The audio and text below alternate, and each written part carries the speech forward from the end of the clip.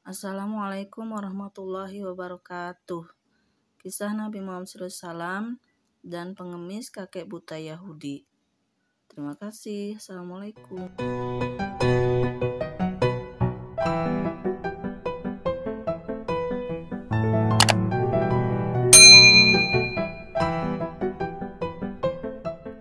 Alhamdulillah ibu-ibu sudah baca Ar-Rahman, baca Al-Kahfi.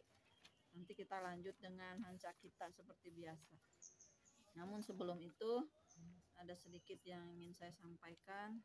Kita teh masuk bulan apa ini teh Bu? Bulan Maulid. Masih bulan apa? Maulid. Masih bulan Maulid atau bulan Rabiul Awal. Rabiul Awal. Tanggal berapa Bu Nabi dilahirkan teh? Tanggal 12 Rabiul Awal. Hari naon? Hari Senin. Hari Senin. Tahun gajah. Tahun gajah. Ayo. Ada lagunya. Gimana lagunya?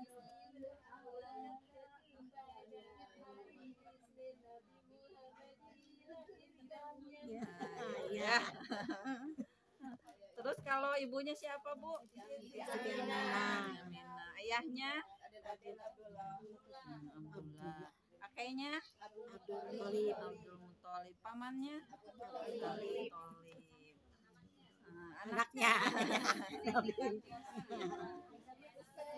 Nabi Cucunya Husain Hasan. Putrinya Siti Fatimah.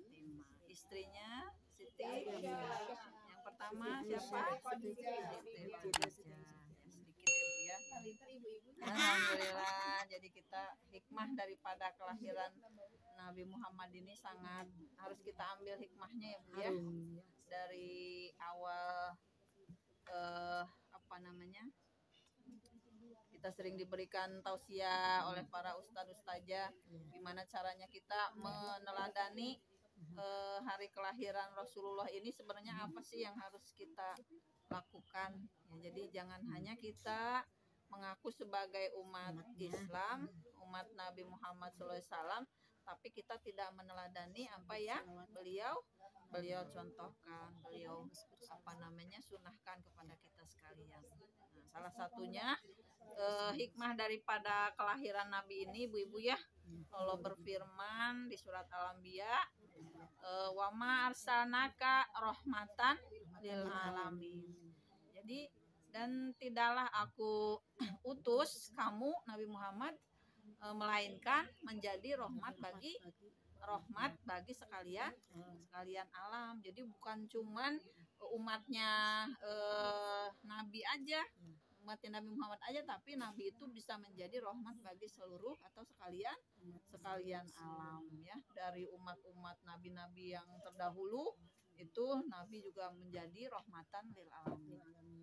Nah, Nabi Isa sendiri Bu 600 Masehi sebelum Rasulullah dilahirkan itu sudah memberikan kabar kepada kita bahwa suatu saat nanti akan datang penutup Al-Anbiya setelah aku adalah Nabi Muhammad SAW.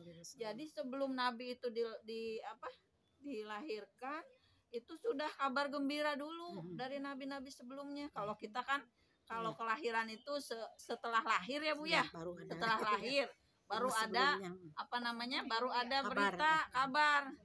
Misalnya si Fulan udah lahir baru dikasih tahu ke tetangganya. Tapi kalau Nabi enggak.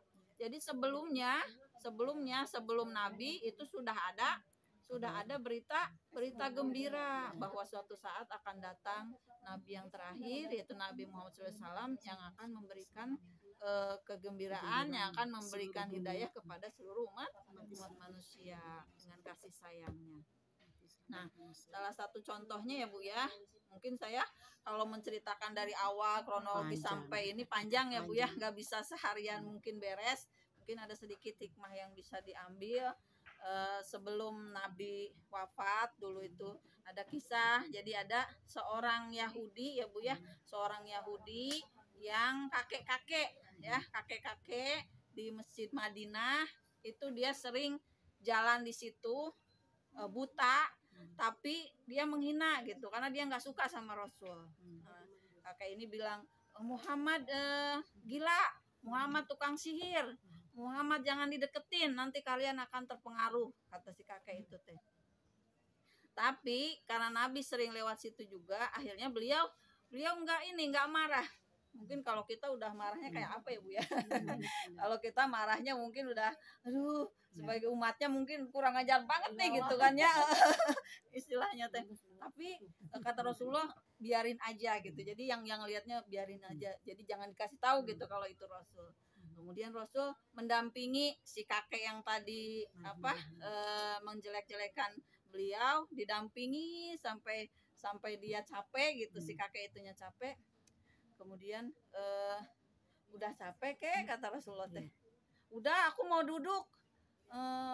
Akhirnya duduk. Kemudian Nabi bawa makanan, ibu-ibu bawa makanan ya, sehari-harinya di pasar Madinah itu bawa makanan. Kemudian makanannya diremes-remes kan, kalau kakek-kakek kan mungkin ininya teh giginya udah pada ompong. Nah sama Nabi teh diremes-remes itu si nasi teh atau gandumnya teh biar lembut. Nah, kemudian yaudah kayak sini aku suapin, kata Rasulullah teh, disuapin dengan penuh kelembutan. Ininya masih ngerecom aja itu kakeknya teh, terus ngejelek-jelekin Nabi ya, padahal di depannya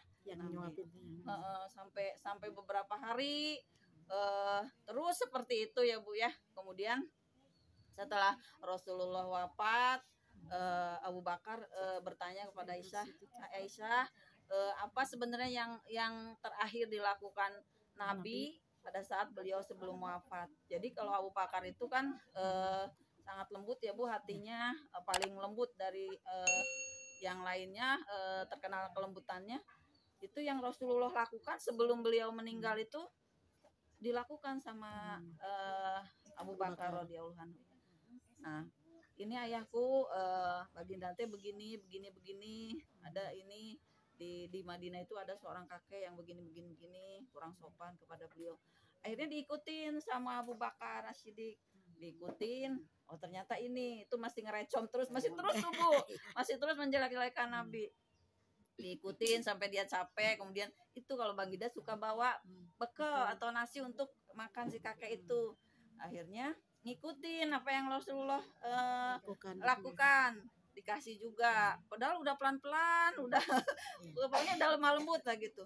Tapi ternyata kamu bukan orang yang biasa kasih saya makan, nggak seperti ini, dia lebih lembut dari kamu gitu kan. Mungkin kalau Abu Bakar nggak nggak diremes-remes, kalau Rasulullah kan dihalusin sampai benar-benar halus baru disuapin, masya Allah gitu ya.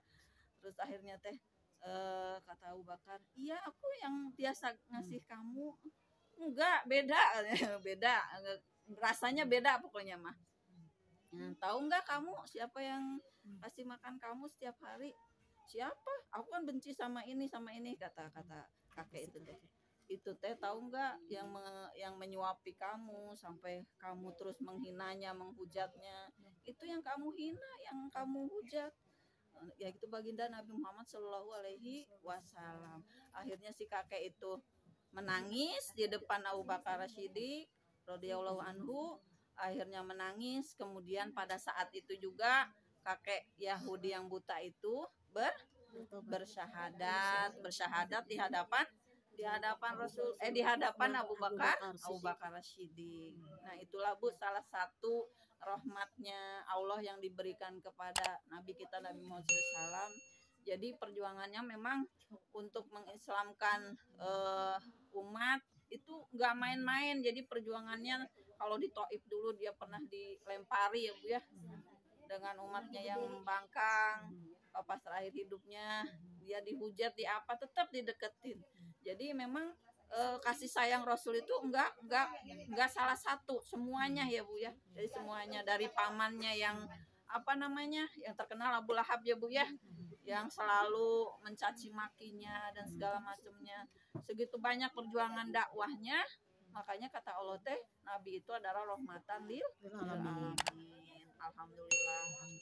Nah mungkin seperti itu ya Bu ya, apa yang bisa kita ambil dari hikmah Rasulullah, yang disampaikan Rasul kepada kita sehari-hari. Apa yang kita bisa, misalnya hadis apa nih yang Allah kasih, yang Rasulullah kasih lewat Bunda Aisyah misalnya hadis tentang niat misalnya ya Bu ya. Innamal a'malu binniat, sesungguhnya setiap perbuatan itu tergantung dari niat. Jadi kalau kita niatnya baik dari awal, insya Allah akan membuahkan kebaikan. Tapi kalaupun niatnya nggak baik ya Bu ya, kemudian belum terjadi, nah itu nggak dosa ya Bu ya. Tapi kalau niatnya kebaikan itu sudah dicatat pahala. Kemudian apalagi nih kata Rasul teh, faman kana hijratuhu ilallahi wa rasul. Maka barang siapa yang berhijrah karena Allah dan Rasulnya, maka itu dapat pahalanya dari Allah dan Rasul. Tapi kalau kita berhijrah karena yang lain, misalnya karena perempuan, atau misalnya karena harta, atau misalnya karena suami, atau apapun selain Allah dan Rasul, maka ya kita dapatnya cuma itu. Tapi kalau kita hijrahnya karena Allah, kita akan dapat semuanya. Ya, mudah-mudahan apa yang Rasul lakukan, yang kita tahu, misalnya ibu mau ngikutinnya dari mana nih? Pengen sholawatan misalnya, boleh kita setiap hari sholawat. Sehari misalnya 10 kali targetnya. Udah 10 kali, besok tambah lagi misalnya jadi 15 kali. Terus saja tiap hari ibu lakuin. Karena Allah sendiri dan malaikatnya bersolawat. Innallaha wa malaikatahu yusholluna ala nabi ya ayyuhalladzina amanu shollu alaihi wasallimu taslima. Jadi boleh kita sebanyak-banyaknya bersolawat kepada Nabi kita Nabi Muhammad SAW. Mudah-mudahan dapat syafaat Nabi. Kemudian apalagi sunnahnya yang kedua, sholat duha. Nah, sholat duha boleh dilakukan sehari 2 kali ya Bu ya, 2 rakaat, boleh 4 rakaat, boleh 6 rakaat, boleh 8 rakaat. Jadi ibu maunya yang mana? Misalnya udah beres pagi-pagi jam 8 jam 9, 2 rakaat aja misalnya kebiasaan, sambil yang biasa 4 mangga, tapi yang istiqomah dulu Bu. Misalnya sehari 2 rakaat misalnya, ya udah majeng terus 2 rakaat. Kalau bisa sampai 40 hari. Sehingga ketika ibu sudah itu seperti kewajiban, maka ketika ibu nggak sholat duha 2 rakaat asa punya hutang kita teh gitu. Nah itu yang dinamakan apa ya Bu ya, ahli. Jadi kalau ahli itu ibu harus milih salah satu. Ibu mau tahajudnya kah, ibu mau duhanya kah, ibu mau Senin Kemisnya kah, ibu mau salawatnya kah, yang mana. Jadi ibu harus punya satu amalan yang benar-benar nyaman di ibu gitu. Jangan enggak semuanya. Duha kadang sholat, kadang enggak, tahajud kadang sholat, kadang enggak. Nah jadi harus punya satu amalan yang ibu jongjon di situ, ibu fokus di situ, tenang di situ gitu.